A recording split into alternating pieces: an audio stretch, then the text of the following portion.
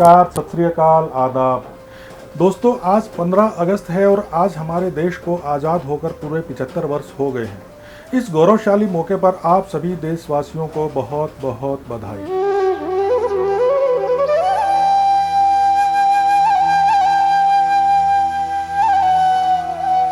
ये तो आप सभी जानते हैं कि आज ही के दिन 1947 को हमारा देश अंग्रेज़ों की गुलामी से आज़ाद हुआ था। लेकिन ये शायद कुछ लोगों को ही पता होगा कि कभी सोने की चिड़िया कहलाने वाले हमारे देश पर अंग्रेज़ों ने कब्जा कब किया था। 24 अगस्त सन 1608 का दिन हिंदुस्तान के इतिहास का वो काला दिन था जब ब्रिटिश ईस्ट इंडिया कंपनी के अधिकारियों ने भारत की भूमि पर कदम रखा था। ये कंपनी हिंदुस्तान में मसालों का व्यापार करने के इरादे से आई थी। उस समय हिंदुस्तानी मसाले यूरोप की अहम ज़रूरत थे, क्योंकि इन मसालों का उपयोग मांस को संरक्षित यानी प्रिजर्व करने के लिए किया जाता था। लेकिन बाद में मसालों के साथ साथ इस कंपनी ने रेशम, कपास, इंडिगो जिसे नील भी कहा जाता है, चाय और अफीम आदि का व्यापार भी आरंभ कर दिया था। इस कंपनी का पहला जहाज सूरत की बंदरगाह पर आकर ठहरा था। आए तो ये लोग यहाँ व्यापारी बनकर थे, लेकिन यहाँ की उपजाऊ धरती और संपन्नता देखकर उनकी नीयत खराब हो गई थी।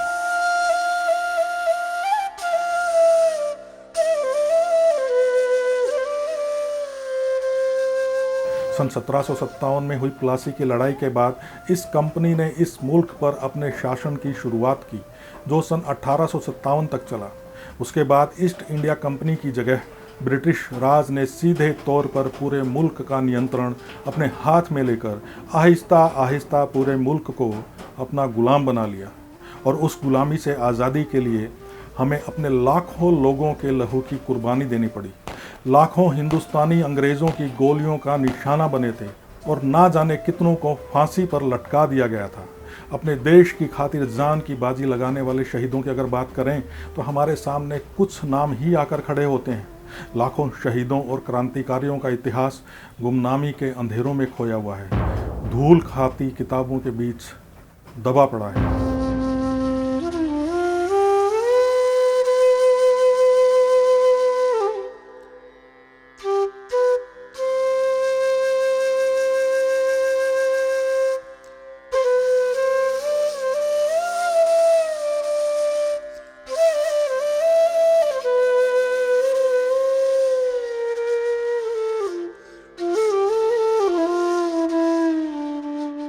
पिछले साल एक प्रोजेक्ट की रिसर्च के सिलसिले में जालंधर स्थित देशभक्त यादगार कमेटी के दफ्तर जाने का मौका मिला। वहां हमारी टीम को देश के लिए शहीद हुए देशभक्तों के बारे में काफ़ी जानकारी मिली। उसके बाद हमारी मुलाकात शहीदों पर कई वर्षों से शोध कर रहे श्री सीताराम जी बंसल और उनकी धर्मपत्नी बलविंदर कौर बंसल से हुई। तो हमें अपने देश की खातिर अपना सब कुछ कुर्बान करने वाले शहीदों के बारे में करीब से जानने का मौका मिला और साथ ही उन गुमनाम शहीदों और स्वतंत्रता सेनानियों की दास्तां को आप लोगों तक पहुंचाने की प्रेरणा भी मिली। आज़ादी के उन सभी दीवानों की कहानी तो हम आपके सामने पेश नहीं कर सकते, लेकिन फिर भी ज़्यादा से ज़्यादा देशभक्तों की दास्तां आप तक पहुंचाने का हम प्रयास करेंगे।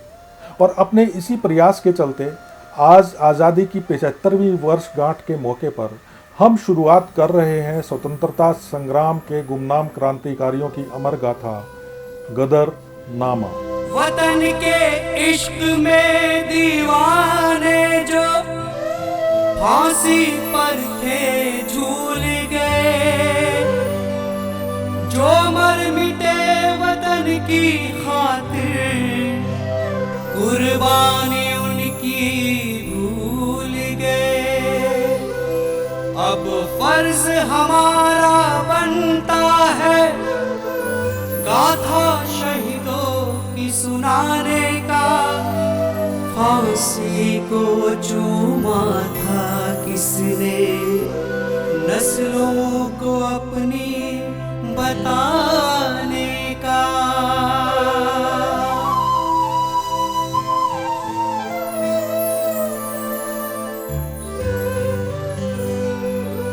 अपने इस प्रोग्राम की शुरुआत कर रहे हैं आज़ादी के पहले सिपाही भाई महाराज सिंह से।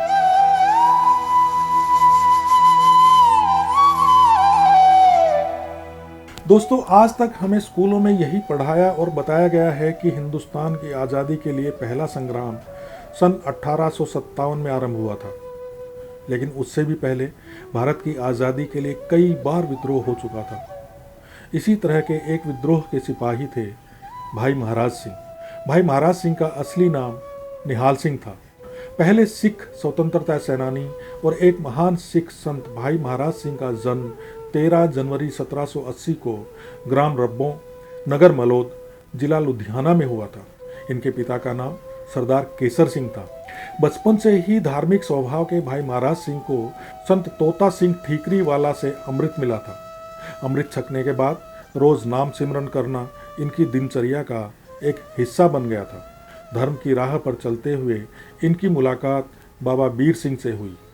बाबा बीर सिंह के सानिध्य का इन पर ऐसा असर हुआ कि ये जिला अमृतसर के गांव नौरंगाबाद स्थित उनके डेरे में उनके साथ ही रहने लगे थे। बाबा बीर सिंह ने इन्हें लंगर की सेवा दी थी, जिसे भाई महाराज सिंह बड़ी आस्था और विश्वास के साथ पूरा करते थे। यही वजह थी कि सिख संगतों में भाई महाराज सिंह का मान बहुत बढ़ गया था। यही है बाबा बीर सिंह का वो डेरा जहां भाई महाराज सिंह ने अपना काफ़ी समय व्यतीत किया था।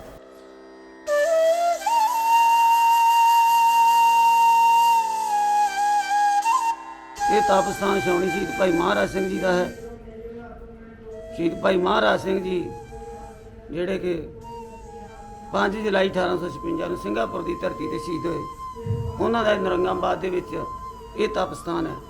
ਇੱਥੇ ਉਹ ਰਿਹਾ ਕਰਦੇ ਸੀ। ਇਹ ਇੱਥੇ ਰਹਿ ਕੇ ਬਾਬਾ ਵੀਰ ਸਿੰਘ ਦੀ ਸੇਵਾ ਕੀਤੀ, ਲੋਹ ਦੀ 12 ਸੇਵਾ ਕੀਤੀ। ਉਸ ਬਾਬਾ ਵੀਰ ਸਿੰਘ ਦੀ ਸ਼ਹੀਦੀ ਤੋਂ ਬਾਅਦ ਇਸ ਡੇਰੇ ਦੀਆਂ ਜ਼ਿੰਮੇਵਾਰੀਆਂ ਨਿਭਾਈਆਂ। ਸਿੱਖ ਜਗਤ ਦੀ ਅਗਵਾਈ ਕੀਤੀ। 3 ਜੰਗਾਂ ਅੰਗਰੇਜ਼ਾਂ ਨਾਲ ਲੜੀਆਂ ਤੇ ਜਦ ਸਾਰੇ ਸਿੱਖ ਜਗਤ ਨੇ ਹਥਿਆਰ ਸੁੱਟ ਦਿੱਤੇ ਤੇ ਉਦੋਂ ਬਾਬਾ ਮਹਾਰਾਜ ਸਿੰਘ ਜੀ ਨੇ ਉਹ ਹਥਿਆਰ नहीं सुट्टे। दोस्तों, वो दौर केवल धर्म, ध्यान और धारणा का दौर नहीं था। ब्रिटानिया हुकूमत ने लोगों का जीना दुश्वार किया हुआ था। सो जगह जगह ब्रिटिश सरकार के खिलाफ लोगों ने विद्रोह शुरू कर दिए थे। उन विद्रोहों की चिंगारी संतों के मठों और डेरों से होते हुई भाई बीर सिंह के डेरे तक भी पहुंच गई थी। महाराजा रणजीत सिंह की मृत्यु के बाद पंजाब में जंगल राज जैसे हालात हो गए थे। लाहौर दरबार साजिशों का अड्डा बन गया था, जिसे देखकर बाबा बीर सिंह और भाई महाराज सिंह चिंतित हो उठे थे। इससे पहले कि ये कोई कदम उठाते, एक दिन कुछ अंग्रेज अफसरों ने धोखे से बाबा बीर सिंह के डेरे पर तोप से हमला कर दिया, जिसमें बाबा बीर सिंह शहीद हो गए। उनकी शहादत के बाद भाई महाराज सिंह को डेरे के उत्तराधिकारी के रूप में चुना गया। उसके बाद तो भाई महाराज सिंह का जीवन ही बदल गया। वे एक संत से सिपाही बन गए। अंग्रेज़ों का मुकाबला करने की अपनी रणनीति के चलते ये नौरंगाबाद से अमृतसर चले आए थे। जब 1839 में महाराजा रणजीत सिंह की मृत्यु हुई और 10 साल अंग्रेज़ों ने लगाए पंजाब के उनके बहुत स्ट्रॉन्ग राज को तबाह करने के लिए, तो 1849 में उन्होंने यहाँ कब्जा किया।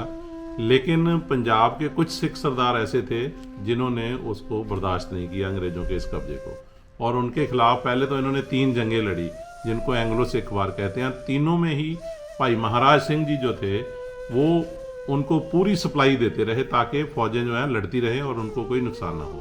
भाई महाराज सिंह जी ने बाकी बागी जितने भी थे उनको मिलके उनके साथ सलाह मशवरा किया, फौजें इकट्ठी की, राशन इकट्ठा किया, और उनकी स्कीम थी कि वो छावनियों पर हमले करेंगे और अंग्रेज़ों को मार के यहाँ से और फिर अपना सिख राज कायम करेंगे। भाई महाराज सिंह के क्रांतिकारी जीवन की शुरुआत हुई थी प्रसिद्ध प्रेमा षड्यंत्र मामले से। अपने साथियों के साथ शालीमार बाग में होने वाली सभा में हिस्सा लेने वाले ब्रिटिश रेजिडेंट हेनरी लॉरेंस और अन्य ब्रिटिश समर्थकों को मारने की इनकी योजना थी। इस योजना को कार्यान्वित करने के लिए भाई महाराज सिंह ने एक क्रांतिकारी प्रेमा को तलवार भेंट करके अपना आशीर्वाद भी दिया था। लेकिन अंग्रेज़ों की साजिश के कारण आयोजन से 3 दिन पहले प्रेमा और उनके साथियों को ब्रिटिश हुकूमत द्वारा गिरफ्तार करके लाहौर ले जाया गया। इसी मामले में जून 1847 को हेनरी लॉरेंस ने गवर्नर जनरल को अपनी रिपोर्ट भेजी। जिसमें यह साफ तौर पर लिखा था कि प्रेमा और उसके साथियों द्वारा अंग्रेजी हुकूमत पर हमला करवाने की साजिश भाई महाराज सिंह द्वारा रची गई थी। हेनरी लॉरेंस ने भाई महाराज सिंह को परिषद के सामने पेश होने का आदेश दिया, लेकिन भाई महाराज सिंह ने इस आदेश को मानने से इनकार कर दिया और गिरफ्तारी से बचने के लिए भूमिगत हो गए। भाई महाराज सिंह और ब्रिटिश हुकूमत के बीच एक खुले विद्रोह की ये शुरुआत थी। काफ़ी कोशिशों के बाद भी जब पंजाब की अंग्रेज़ी पुलिस इन्हें नहीं ढूंढ पाई तो अंग्रेज़ अधिकारियों ने इनका गढ़ माने जाने वाले माझा के इलाके को लूटने का आदेश दे दिया। इतना ही नहीं, उन्होंने भाई महाराज सिंह पर 1000 रुपये के नगद इनाम की घोषणा भी कर दी थी, जिसे कुछ समय बाद बढ़ाकर 10,000 रुपये कर दिया गया था। लेकिन ब्रिटिश सरकार की ये सारी कोशिशें नाकाम हो गई थी। भाई महाराज सिंह ने अंग्रेज़ी हुकूमत को नाकों चने चबवा दिए थे। भाई महाराज सिंह छुपते छुपाते गांव-गांव जाकर अंग्रेज़ी हुकूमत के खिलाफ प्रचार कर रहे थे। इसी बीच इन्हें मुल्तान के दीवान मूलराज के विद्रोह की भी जानकारी मिली। जब ये मूलराज के संपर्क में आए और उन्होंने इनसे विद्रोह को तेज़ करने के लिए मदद मांगी तो इन्होंने अपनी फ़ौज में भर्ती किए गए 1000 जवानों को अपने साथ लिया और उनकी मदद के लिए पहुंच गए। मुल्तान पहुंचने पर इनका जोरदार स्वागत किया गया। दीवान मूलराज के साथ भाई महाराज सिंह के गठबंधन ने स्वतंत्रता के आंदोलन को एक नई दिशा दे दी थी, लेकिन दुर्भाग्यवश मुल्तान की लड़ाई में दीवान मूलराज को शिकस्त मिली और अंग्रेज़ों ने उन्हें गिरफ्तार करके लाहौर भेज दिया, जहां उन्हें काला पानी की सज़ा सुनाई गई। लेकिन दुर्भाग्य देखिए, दीवान मूलराज की रास्ते में ही मौत हो गई थी। भाई महाराज सिंह यहाँ से अपने बचे हुए जवानों को लेकर निकलने में कामयाब हो गए थे। इन्हें अंग्रेज़ों के खिलाफ विद्रोह करने वाले सरदार चतर सिंह अटारी और उनके पुत्र शेर सिंह अटारी के बारे में भी पता चल चुका था। ये अपने साथियों के साथ मुल्तान से मुक्तसर, आनंदपुर और रावलपिंडी होते हुए लाहौर जा पहुँचे। इनको अपने पास देखकर सरदार चतर सिंह को बड़ी राहत महसूस हुई थी। उसके बाद रामनगर में सिखों और ब्रिटिश सेना के बीच जमकर लड़ाई हुई, जिसमें अंग्रेज़ों की बुरी तरह हार हुई। ब्रिटिश अधिकारियों ने अपनी इस हार का श्रेय भाई महाराज सिंह को दिया था। इसके बाद 13 जनवरी 1849 को चिल्लियांवाला में सिख सेना और अंग्रेज़ों के बीच एक बार फिर लड़ाई हुई। वहाँ भी अंग्रेज़ों को अपने मुंह की खानी पड़ी, लेकिन अंग्रेज़ कहाँ मानने वाले थे। ब्रिटिश फौज सिखों का पीछा करते हुए गुजरात जा पहुँची और 21 फरवरी 1849 को गुजरात में एक और लड़ाई लड़ी गई, जिसमें जीत अंग्रेज़ों की हुई। गुजरात में हारने के बाद भाई महाराज सिंह ने अपनी सेना और विद्रोही सरदारों को साथ लिया और रावलपिंडी आ गए। यहाँ रहकर इन्होंने बार बार सरदारों को अंग्रेज़ों के खिलाफ कम से कम एक लड़ाई और लड़ने के लिए मनाना चाहा, लेकिन सरदार नहीं माने। तब भाई महाराज सिंह ने अकेले ही अंग्रेज़ों से टकराने का फैसला किया, लेकिन अकेले ब्रिटानिया की इतनी विशाल फौज से टकराना आसान नहीं था। इन्होंने गुप्त रूप से अपने संघर्ष को स्थानीय लोगों की मदद से जारी रखा। अपने मिशन को आगे बढ़ाने के लिए इन्हें एक मजबूत संगठन की आवश्यकता थी और मजबूत संगठन के लिए पैसों की। जैसे तैसे इन्होंने पैसों का बंदोबस्त किया और अंग्रेज़ों से संघर्ष के लिए एक बार फिर से 4000 जवानों की फ़ौज खड़ी कर ली। उसके बाद भाई महाराज सिंह ने होशियारपुर और जालंधर छावनियों पर हमले के लिए 20 दिसंबर का दिन तय किया। एक तरफ भाई महाराज सिंह ब्रिटिश शिविरों पर धावा बोलने की तैयारी कर रहे थे और दूसरी तरफ ब्रिटिश अधिकारी इन्हें गिरफ्तार करने की फिराक में घात लगाए बैठे थे। 28 दिसंबर 1849 की शाम को अंग्रेज़ों को अपने मुखबिरों द्वारा भाई महाराज सिंह के जालंधर से 14 मील दूर आदमपुर और शाम 84 के बीच खेतों में छिपे होने की खबर मिली। अंग्रेज़ अधिकारी वैनी स्टार्ट की अगुवाई में अंग्रेज़ी पुलिस ने उस पूरे इलाके को घेर लिया, लेकिन भाई महाराज सिंह इतनी जल्दी हार मानने वाले नहीं थे। इन्होंने डट कर अंग्रेज़ों का मुकाबला किया। दोनों तरफ से जमकर गोलीबारी हुई। इस जंग में अंग्रेज़ों का पलड़ा भारी रहा और अंत में अंग्रेज़ अधिकारी भाई महाराज सिंह को गिरफ्तार करने में कामयाब हुए। गिरफ्तारी के बाद इन्हें इनके दूसरे साथियों के साथ पंजाब की जलंधर जेल भेज दिया गया था। जब ये वहाँ पहुँचे थे तो जेल की सिख गार्ड ने इनके सम्मान में अपने सर झुका लिए थे। इनके आने के बाद जेल में मौजूद कैदियों ने बगावत कर दी थी। ये सब देखकर मौके की नज़ाकत को समझते हुए ब्रिटिश सरकार ने इन्हें पंजाब से बाहर भेजने का फैसला किया और 15 मई 1850 को मोहम्मद शाह जहाज़ द्वारा इनके सहयोगी भाई खड़क सिंह के साथ इन्हें सिंगापुर रवाना कर दिया गया।